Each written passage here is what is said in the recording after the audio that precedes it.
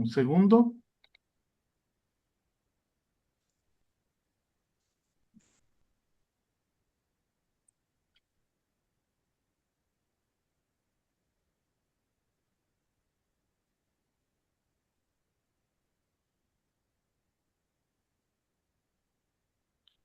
Ok, hermana Jenny, oremos por favor por las peticiones que están puestas delante del Señor. Con mucho gusto. Padre, en este momento damos gracias a ti, Señor Jesús, por tantas maravillas que haces en nuestra vida. Queremos poner todas estas oraciones, estas peticiones, Dios, estos agradecimientos en tus manos, Señor, para que tú seas bajo tu voluntad y en tu tiempo, Señor, cumpliéndolo. Cada oración, cada petición, Señor Jesús, esas que no han sido expuestas, pero que tú conoces porque están en el corazón de cada uno de nosotros, Señor. Te pedimos que venga, Señor Jesús, dándonos esa paz, esa fortaleza, aumentando nuestra fe en ti, Dios, para ver esas peticiones cumplidas en tu tiempo y bajo tu voluntad, Padre. En el poderoso nombre de Cristo Jesús te lo pedimos. Amén y amén.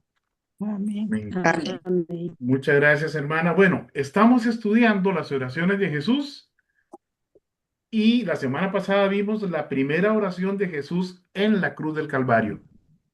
También vimos los horrores de la cruz, todo lo que él padeció hasta que murió. Y hoy vamos a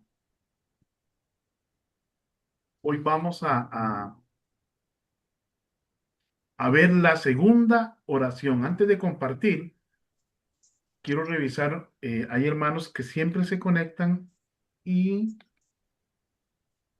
ahorita no veo la conexión de ellos.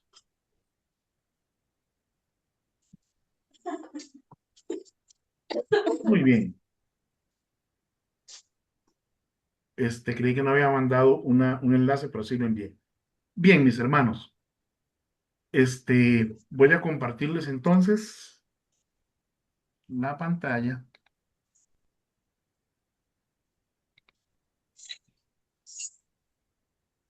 Bien, permítanme un momentito.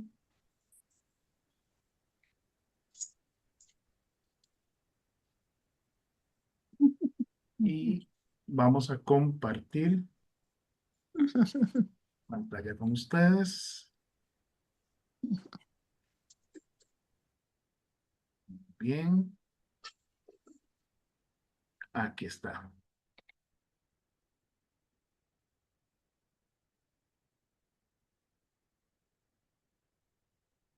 Perfecto.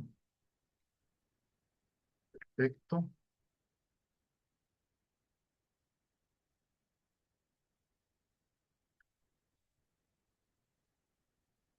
Muy bien, mis hermanos.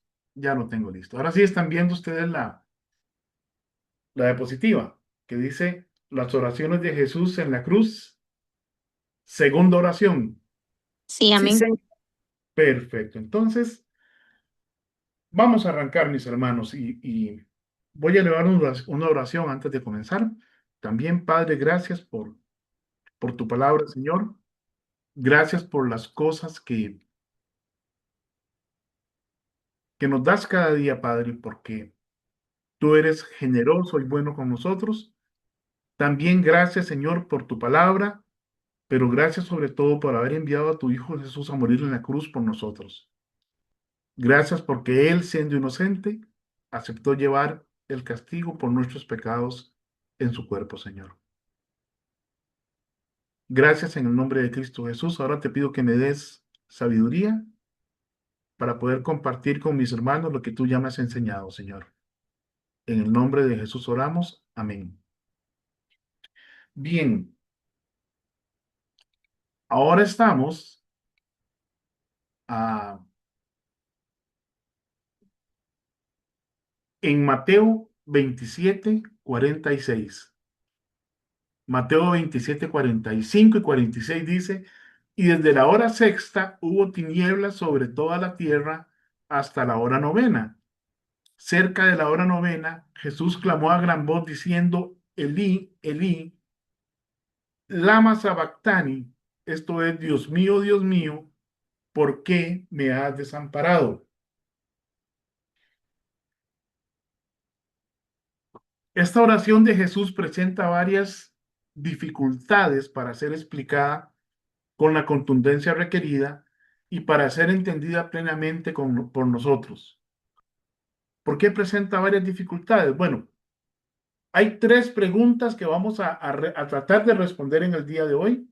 Vamos a ver hasta dónde nos permite el tiempo llegar. La primera es, ¿por qué el padre le volvió la espalda al hijo? ¿Por qué lo desamparó? ¿Por qué en apariencia ni siquiera el hijo conoce la razón? Es decir, Jesús preguntó y la pregunta es genuina, no es retórica.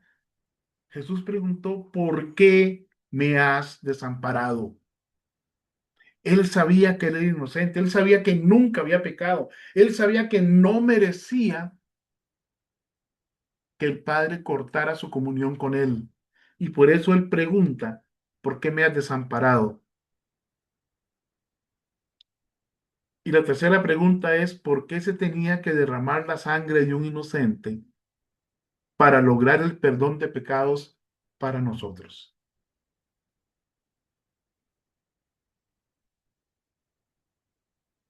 Vamos a la primera pregunta, ¿por qué el padre le volvió la espalda al hijo? Dice, y desde la hora sexta, eso es para nosotros el mediodía, hubo tinieblas sobre la tierra hasta la hora novena, 3 de la tarde. Cerca de la hora novena, Jesús clamó a gran voz diciendo, Elí, Elí, lama sabactani. Esto es, Dios mío, ¿por qué me has desamparado?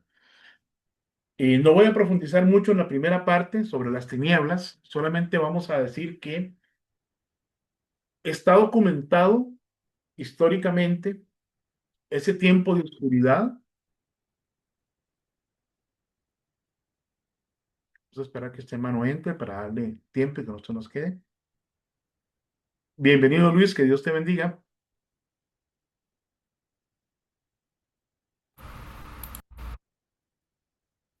Buenas noches, bendiciones. Amén.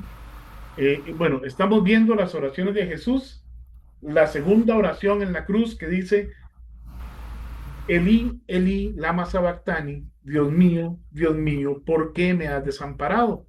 Y decía que tenemos que responder tres preguntas. La primera es, ¿por qué el padre le volvió la espalda al hijo? La segunda es, ¿por qué aparentemente ni siquiera el hijo sabía por qué el padre le dio la espalda? Y la tercera es, ¿por qué se tenía que derramar la sangre de un inocente para lograr el perdón de pecados? Y vamos a tratar de responderlas porque estas son preguntas que han ocasionado mucho debate a través de la historia a nivel teológico. Entonces, vamos a tratar de responderlas desde la palabra de Dios, no desde lo que yo creo, sino desde la palabra de Dios. Bien, recuerden que yo a ustedes no los estoy viendo, así que si alguien necesita decir algo, les ruego por favor que con toda confianza, este, abra su micrófono y me diga, hermano Eric, y cuando terminamos, cierre el micrófono. Bien, hablaba de las tinieblas. Dice que desde la hora sexta, mediodía, hasta las 3 de la tarde, hubo oscuridad, 3 horas de oscuridad sobre la tierra. Esto está documentado históricamente y ya se ha comprobado, ya se ha comprobado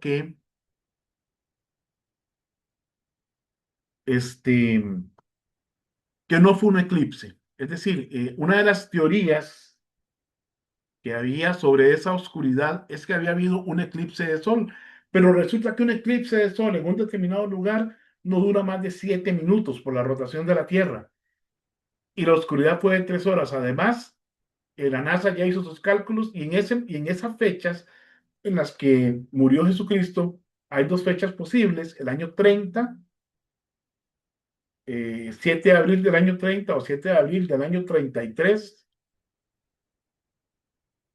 Eh, Voy a decir abril del año 30, abril del año 33, el día exacto no lo recuerdo, calculado. Pero en esas fechas no hubo un eclipse de sol. Tampoco pudo ser un eclipse de luna porque el eclipse de luna ocurre durante la noche. Y el eclipse de sol, aunque ocurre durante el día, solo se da en luna nueva. Y en esas fechas era luna llena en la zona, en ese lugar o en ese hemisferio. Entonces no fue un eclipse. Sin embargo, varios historiadores, Talus y otros que no recuerdo el nombre, este, mencionan este periodo de oscuridad. O sea que está históricamente documentado que existe, que hubo un periodo de oscuridad del cual no tenemos una explicación científica. Así que la única explicación es el juicio de Dios que ocasionó esto. Algunos teólogos han dicho que es que una gran cantidad de ángeles querían rescatar al Hijo de la cruz y eso bloqueó la luz del sol, pero eso no lo dice la palabra de Dios. Entonces no tenemos una explicación completa para esas tinieblas que hubo durante 3 horas sobre toda la tierra. Tampoco la Biblia dice si fue sobre toda la tierra, en ese lugar en donde fue crucificado Cristo, o fue sobre todo el planeta. ¿De acuerdo? No, no tenemos esa información.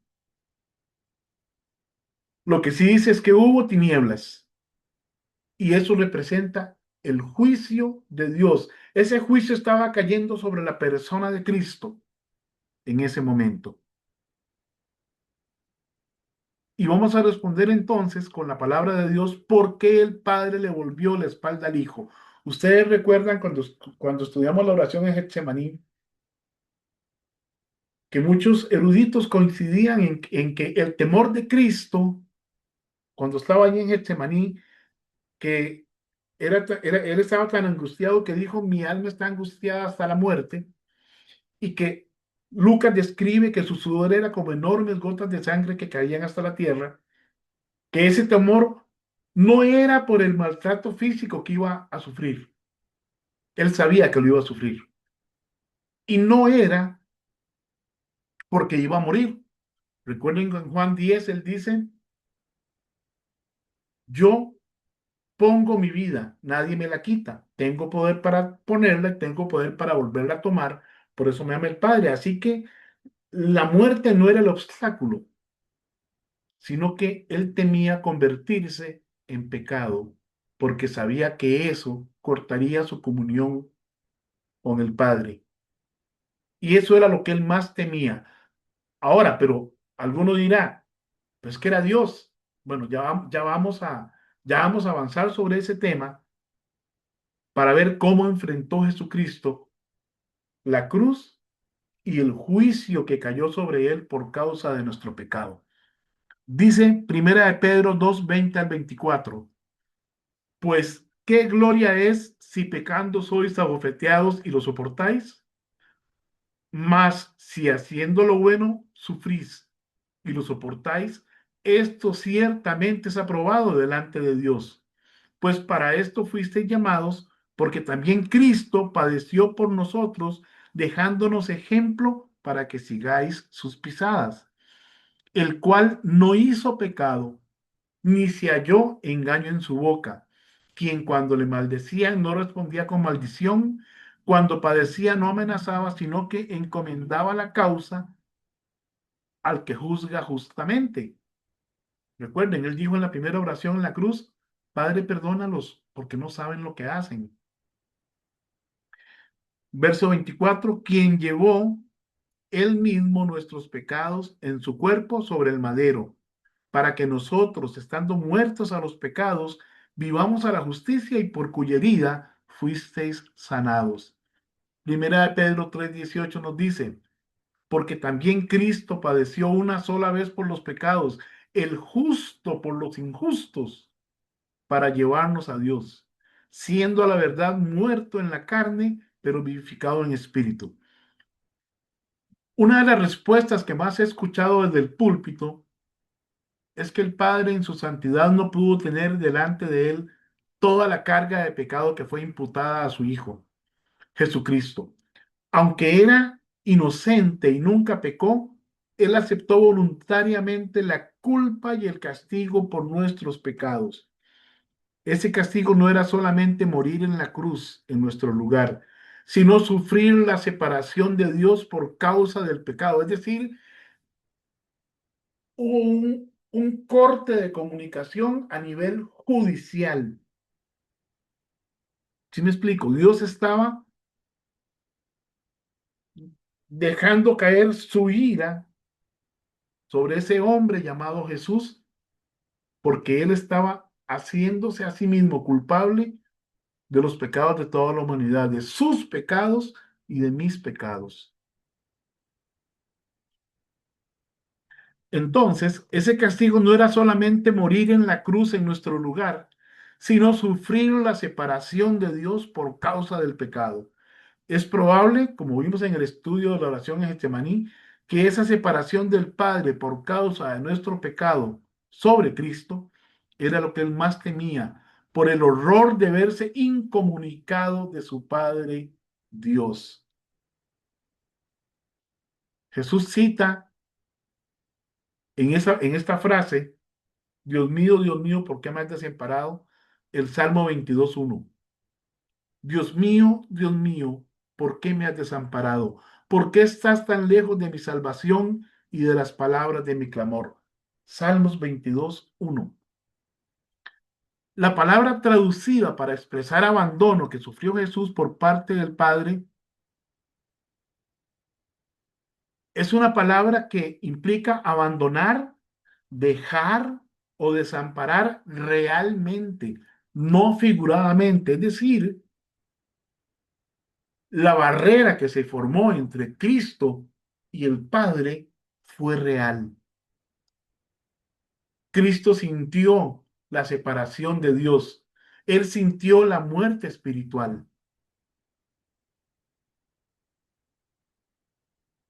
Él sintió ese horror.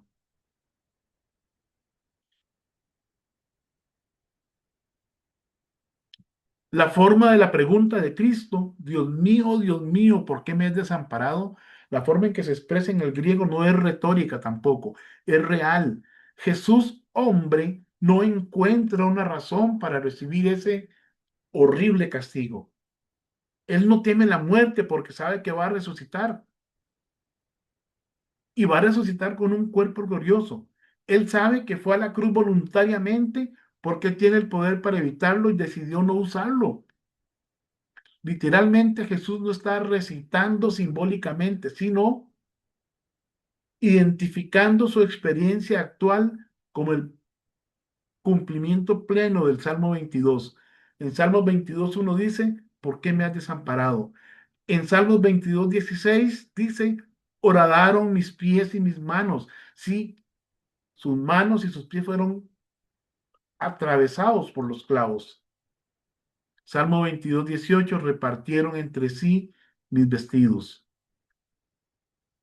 ¿Qué significa el desamparo literalmente? Bueno, no es una ruptura ontológica de la Trinidad, es decir, la Trinidad no se peleó con ella misma. No, no pasó eso. El Evangelio de Juan 10:30 dice, yo y el Padre uno somos. La naturaleza divina no puede dividirse. Por tanto, el abandono que Cristo sufre no es esencial, sino relacional, judicial. Su comunión íntima con su Padre, con la cual él como hombre se fortaleció durante todo su ministerio, como lo hemos visto a través de las oraciones que hemos estudiado estas semanas y meses atrás, esa comunión se rompió en ese momento por causa del pecado. Mi pecado, su pecado, los pecados de aquellos que estaban allí presentes, los pecados de los que le crucificaban, crearon una barrera entre Cristo y el Padre. Es un abandono judicial real. Cristo está sufriendo la ira de Dios sobre su cuerpo por causa de mi pecado y de su pecado. Dice 2 Corintios 5:21, Al que no conoció pecado por nosotros, lo hizo pecado, para que nosotros fuésemos hechos justicia de Dios en él. La justicia de Dios cayó sobre Cristo con toda su fuerza. Y Cristo lo aceptó para que nosotros fuésemos salvos de esa ira de Dios. Voy a leerles Isaías 53, versos 4 al 6. Ciertamente llevó en nuestras enfermedades y sufrió nuestros dolores, y nosotros le tuvimos por azotado, por herido de Dios y abatido. Mas él, herido fue por nuestras rebeliones, molido por nuestros pecados. El castigo de nuestra paz fue sobre él, y por su llaga fuimos nosotros curados. Todos nosotros nos descarriamos como ovejas, cada cual se apartó por su camino, mas Jehová cargó en él el pecado de todos nosotros. Jesús entonces, en su naturaleza humana, experimenta plenamente ese abandono. No es teatro, no es lenguaje figurado, es una experiencia consciente y dolorosa.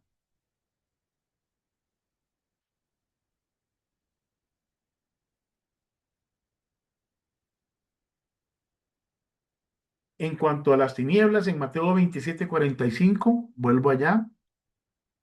Las tinieblas en el Antiguo Testamento representan juicio divino. Ustedes pueden ir a ver Amós 8:9. Lo vamos a ver acá.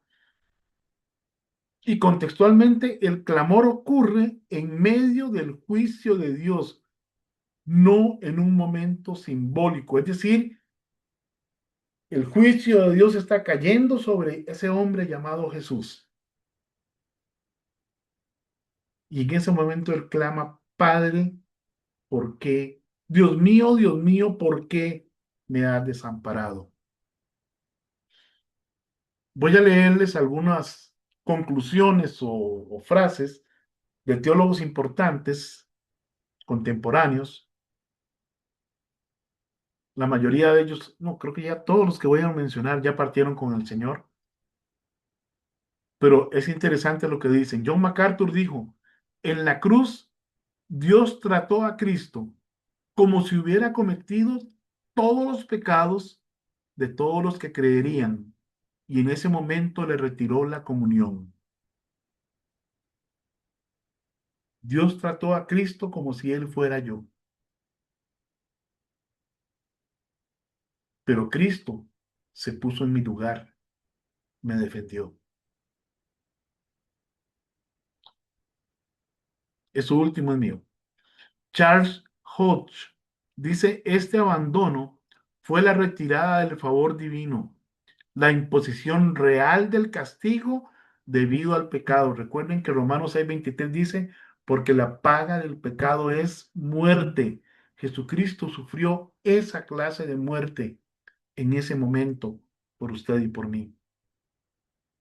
Sproul, R.C. Sproul, dijo, el grito de abandono es la evidencia más clara de que Cristo sufrió la maldición del pacto. Juan Calvino, de mis teólogos no favoritos, pero dice aquí, si Cristo hubiera muerto solo corporalmente, habría sido ineficaz. Fue necesario que soportara la severidad del juicio divino. Y eso es verdad. Cristo dijo, ¿por qué me has desamparado? Estaba experimentando realmente el abandono judicial de Dios. Estaba cargando el pecado del mundo, pecados pasados, presentes y futuros, todos los horrores que vemos diariamente en la televisión, en internet, en los periódicos, en la vida diaria, todos esos horrores, fruto del pecado de la humanidad, estaban sobre Cristo en ese momento. El Padre retiró su comunión y favor en ese momento, cumpliendo literalmente el Salmo 22. Sufría la ira divina como sustituto penal. Yo debí ser castigado. pero Cristo se anticipó y recibió el castigo por mí.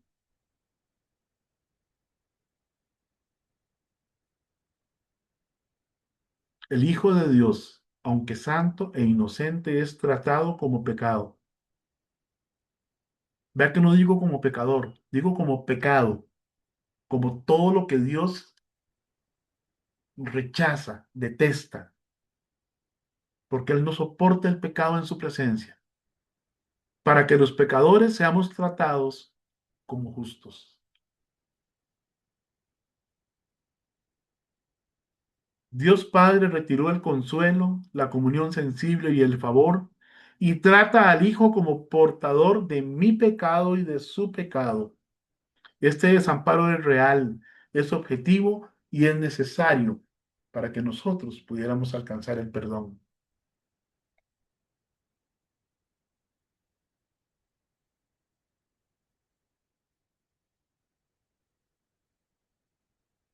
¿Por qué aparentemente o por qué realmente Jesús no sabía la razón del desamparo por parte del Padre? Él pregunta genuinamente, Dios mío, ¿por qué me has desamparado?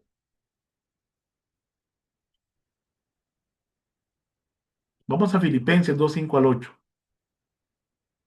Filipenses 2:5 al 8 dice, haya pues en vosotros este sentir que hubo también en Cristo Jesús, el cual, siendo en forma de Dios, no estimó el ser igual a Dios como cosa a que aferrarse. Vea que él seguía siendo Dios, sino que se despojó a sí mismo tomando forma de siervo, hecho semejante a los hombres, y estando en la condición de hombre, habiéndose despojado de sus atributos divinos, y ahorita explico lo del despojo, y estando en la condición de hombre, se humilló a sí mismo, haciéndose obediente hasta la muerte y muerte de cruz. Cuando dice que se despojó, no es que dejó de ser Dios o que en unos momentos era solamente Dios y en otros era solamente hombre. Lo que esto implica es que él voluntariamente se abstenía en algunos momentos de usar sus atributos divinos y decidía pasar por aquel momento solamente como hombre, prescindiendo de su poder divino y dependiendo del poder de Dios. Vea que no es lo mismo usar el poder que se tiene a depender de quien tiene el poder. No es lo mismo. De forma voluntaria e intencional durante su ministerio terrenal, el Señor Jesucristo se abstuvo de usar en determinadas ocasiones sus atributos divinos. Por ejemplo, se privó de usar su omnipresencia. En Juan 1, 14 y 15, creo que es más bien Juan 11, 14 y 15.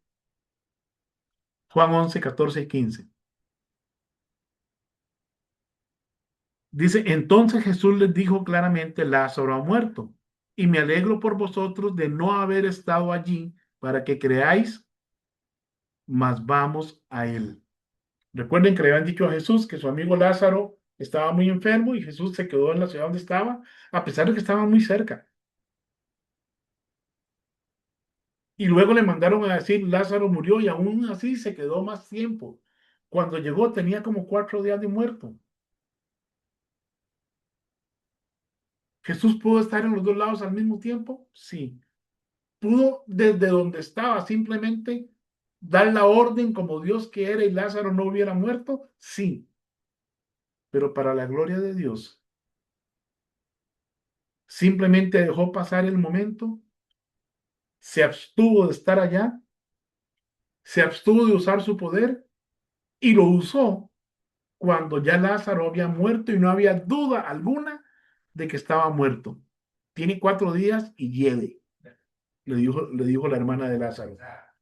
Entonces, Jesús, permítanme un momento, por favor.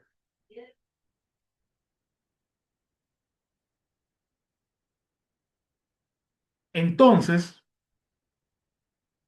Jesús se abstuvo de estar en aquel lugar, pero también se abstuvo de emplear su omnipotencia por un tiempo. Juan 5, 19 al 20. Respondió entonces Jesús y les dijo, de cierto os digo, no puede el Hijo hacer nada por sí mismo, sino lo que ve hacer al Padre, porque todo lo que el Padre hace, también lo hace el Hijo igualmente, porque el Padre ama al Hijo y le muestra todas las cosas que Él hace, y mayores obras que éstas le mostrará, de modo que vosotros os maravilléis. También en el momento de la muerte de Lázaro, igual que se abstuvo de usar su atributo de omnipresencia, se abstuvo de usar su atributo de omnipotencia. Dejó que la naturaleza siguiera su curso y Lázaro murió. Pero decidió usar su omnipotencia cuando le dijo, Lázaro, ven fuera. Y el que estaba muerto resucitó.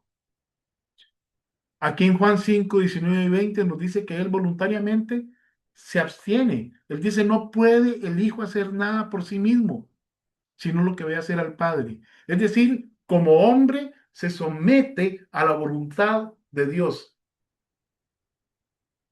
Como hombre sigue el ejemplo que Dios le da, su Padre. Y como hombre busca aprender del Padre. Y era Jesús, el Hijo de Dios, y es Dios. Qué soberbios somos a veces los seres humanos, que creemos saberlo todo y creemos poderlo todo. Y el Hijo de Dios, el que creó, el Verbo que creó el universo entero con su palabra, se sometió a la voluntad del Padre y se dejó clavar en una cruz por usted y por mí. También en Lucas 8:51 nos dice, y descendió con ellos y volvió a Nazaret y estaba sujeto a ellos. Y su madre guardaba todas estas cosas en su corazón. ¿De qué estamos hablando? Bueno, estamos hablando de que Jesús tenía 12 años, no era menos Dios que cuando tenía 30 y comenzó su ministerio. No era menos Dios que cuando cumplió 33 y murió en la cruz. No era menos Dios que cuando caminó sobre las aguas y calmó la tormenta. Solamente que estaba en un cuerpo humano de 12 años. Y decidió, siendo quien era, estar sujeto a sus padres, tal como le exigía la ley.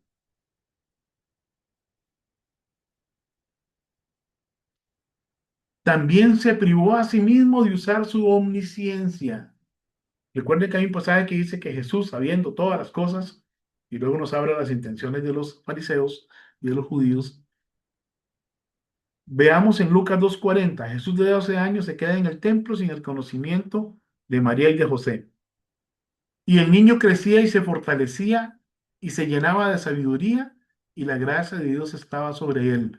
Pero ¿de quién estamos hablando? Estamos hablando de Jesús.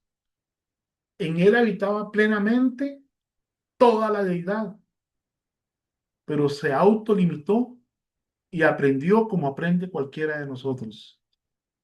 Y el niño crecía y se fortalecía físicamente, espiritualmente, y se llenaba de sabiduría y la gracia de Dios era sobre él. Y eso es para mostrarnos que nosotros también podemos llenarnos de sabiduría con la palabra de Dios. El principio de la sabiduría es el temor de Dios. Recuerden que sabiduría no es inteligencia. Inteligencia es la habilidad que tenemos para aprender, para adquirir conocimiento. Y sabiduría es lo que hacemos con ese conocimiento, usarlo adecuadamente. Y sabiduría es temer a Dios, es decir, actuar según el conocimiento que Dios nos deja en su palabra.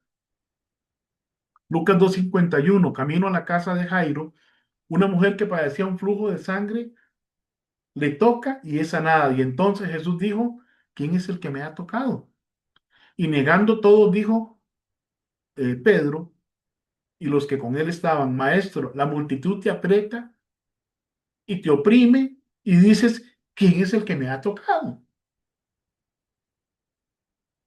Es decir, todo el mundo lo estaba tocando, pero Jesús supo que alguien había tenido la fe suficiente para tocar su manto y recibir sanidad. Y él se abstiene de su omnisciencia y pregunta, ¿quién me ha tocado? Marcos 13:32, respondiendo a la pregunta que sus discípulos le hicieron en Marcos 13:4 sobre su regreso y el fin de los tiempos. En Marcos 13:32 Jesucristo responde, pero de aquel día y de la hora nadie sabe, ni aun los ángeles que están en el cielo, ni el Hijo, sino el Padre. Entonces, voluntariamente, él se abstuvo de usar su omnisciencia para conocer el día en que el Padre diga, es hora de regresar. Y ese regreso ya no va a ser el Cordero de Dios que quita el pecado del mundo. Va a ser el Rey de Reyes y Señor de Señores que viene a juzgar al mundo.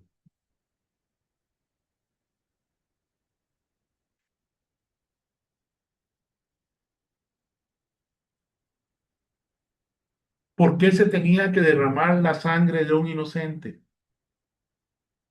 ¿Por qué? Dice Hebreos 9:22, y casi todo es purificado según la ley con sangre, y sin derramamiento de sangre no se hace remisión. No hay perdón de pecado.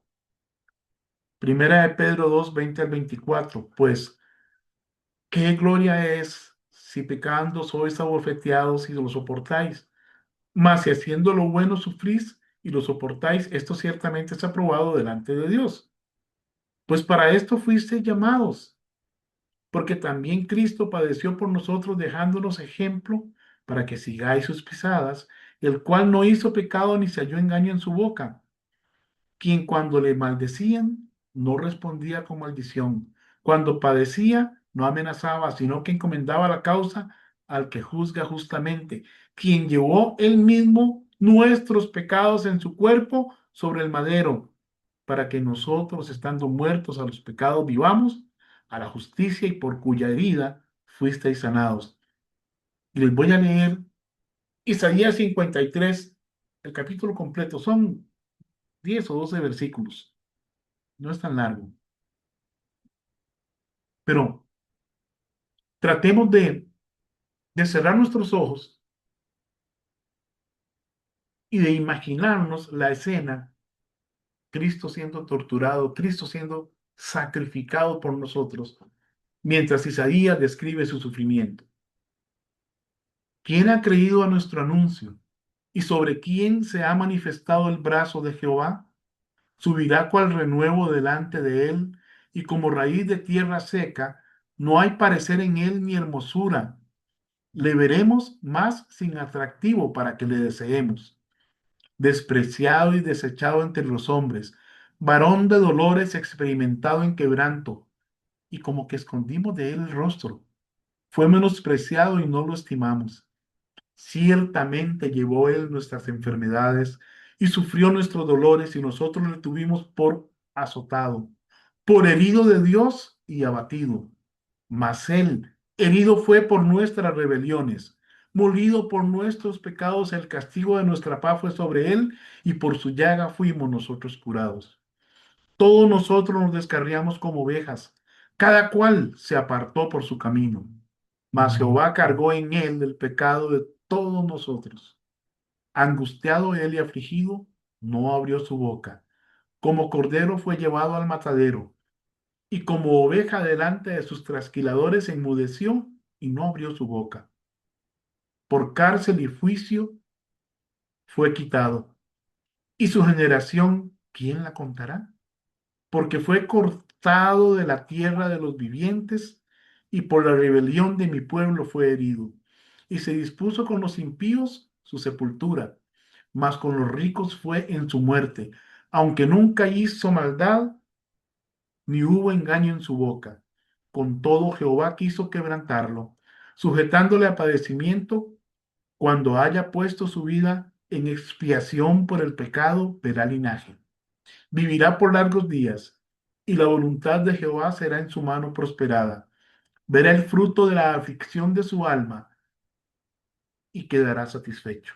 Por su conocimiento justificará mi siervo justo a muchos y llevará las iniquidades de ellos. Por tanto, yo le daré parte con los grandes y con los fuertes repartirá despojos, por cuanto derramó su vida hasta la muerte y fue contado con los pecadores, habiendo él llevado el pecado de muchos y orado por los transgresores. Por eso fue necesario que derramara su sangre inocente, porque la de nosotros era la que tenía que ser derramada.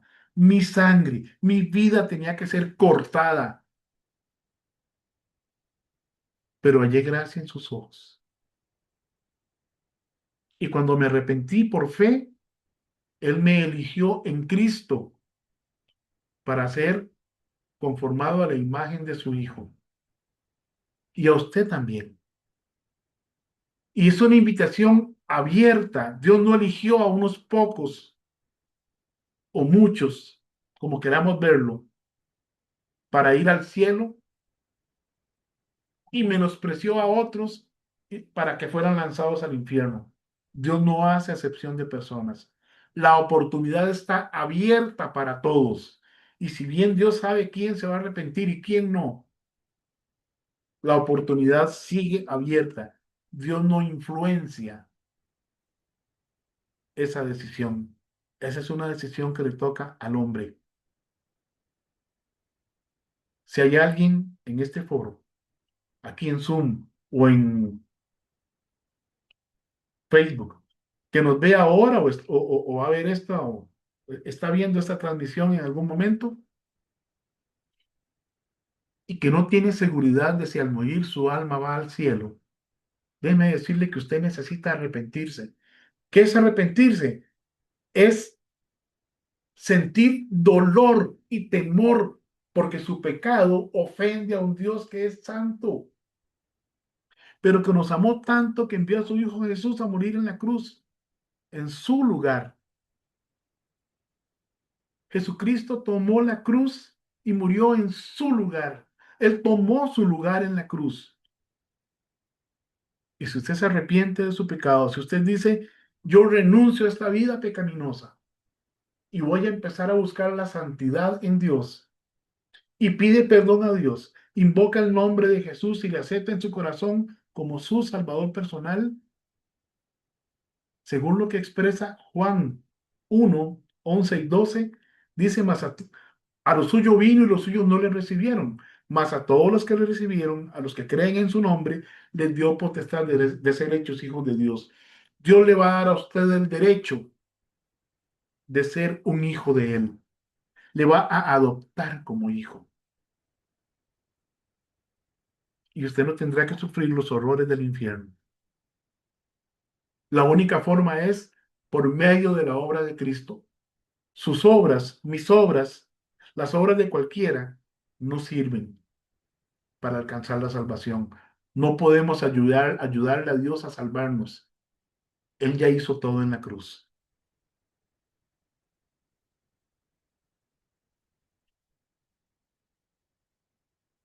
Jesús fue voluntariamente a la cruz.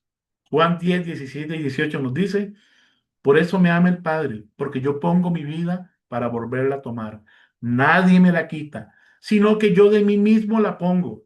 Tengo poder para ponerla y tengo poder para volverla a tomar. Este mandamiento recibí de mi Padre.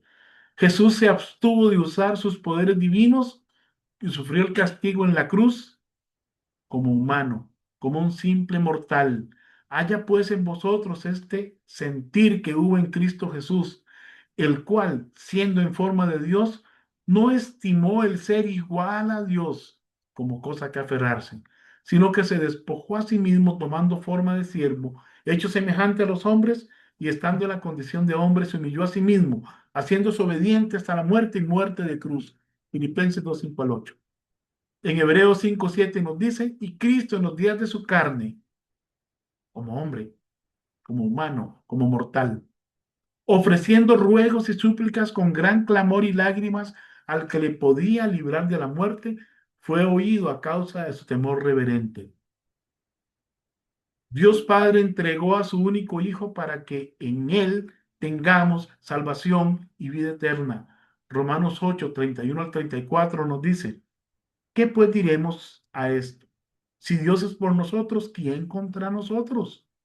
El que no escatimó ni a su propio Hijo, sino que lo entregó por todos nosotros, ¿cómo no nos dará también con Él todas las cosas?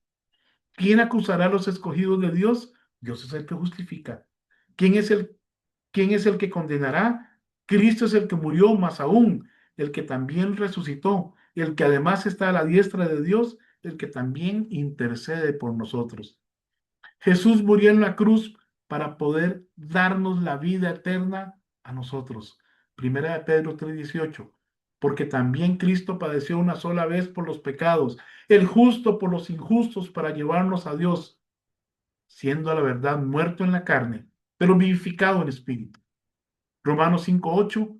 Mas Dios muestra su amor para con nosotros en que siendo aún pecadores, Cristo murió por nosotros. Termino leyéndoles Efesios 1, 3 al 7. Bendito sea el Dios y Padre de nuestro Señor Jesucristo, que nos bendijo con toda bendición espiritual en los lugares celestiales. Ponga atención a esto, en Cristo, según nos escogió en Él, es decir, en Cristo, antes de la fundación del mundo, para que fuésemos santos y sin mancha delante de Él. En amor, habiéndonos predestinado para ser adoptados hijos suyos por medio de Jesucristo, según el puro afecto de su voluntad, para alabanza de la gloria de su gracia, con la cual nos hizo aceptos en el amado, en quien tenemos redención por su sangre, el perdón de pecados, según las riquezas de su gracia. Usted quiere entrar en la predestinación de Dios para ser santo y sin mancha delante de Él, solo se puede lograr a través de Cristo. Si hay alguna predestinación es en Cristo Jesús. Y el que no se arrepiente y el que no acepta a Jesús como su Salvador personal, queda fuera de ese propósito de Dios que es para toda la humanidad. El que no quiere, el cual no quiere que ninguno perezca, sino que todos procedan al arrepentimiento. Nos dice Hechos 17:30, pero Dios, habiendo pasado por alto los tiempos de esta ignorancia, ahora manda a todos los hombres en todo lugar que se arrepientan. Que el Señor les bendiga, mis hermanos. Vamos a terminar aquí la transmisión, tanto en Facebook como la grabación. Permítanme.